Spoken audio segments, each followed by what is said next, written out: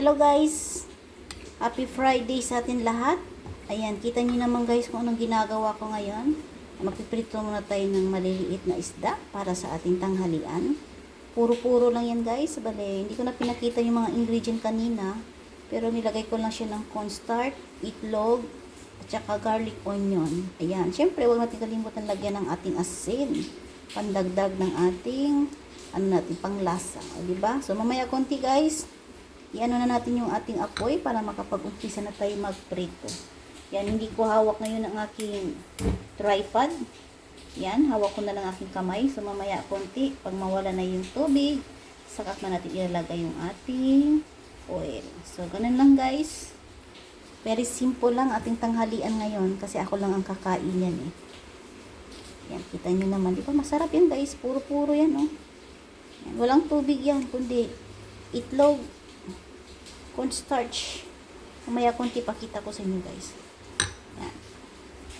Ito na guys, mainit na yung ating kawali. Ayan, mag-ano na tayo ng ating oil. Katamtaman lang ng oil para sa ating ang ating maliit na isda. Yan na guys, mainit na yung ating kawali. So maglalagay ako ng isang beses lang. Pang tatlo yata to. Kasi na lang tatlong balik tayo guys. Yan. Yun no. So, diba?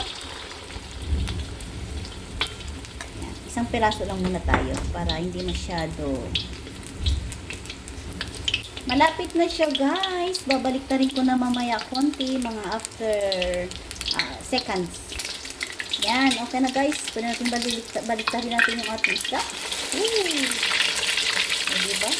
Tatlong beses lang yan guys. Ginamit ko to para talaga siya.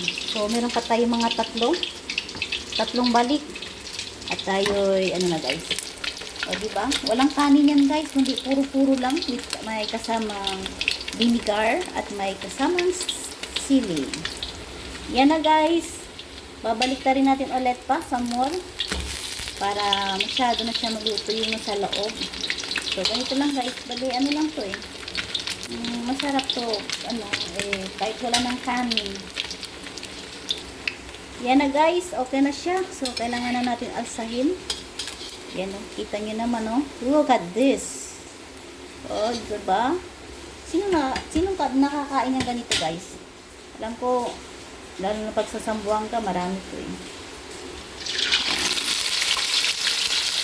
Pangalawa. May pangtatlo pa tayo guys. Ito yung last. Ayan na guys. Ito na yung aking maliit na isda na naprito. So nagkaroon ako ng 3 peraso. Ayan guys. Samahan nyo na ako at oras na din para kumain tayo ng ating tanghalian. Thanks for watching. Bye bye everyone. Salamat sa mga nagsusuporta at nagmamahal sa akin dito sa social media. Bye bye guys. Hanggang sa muli.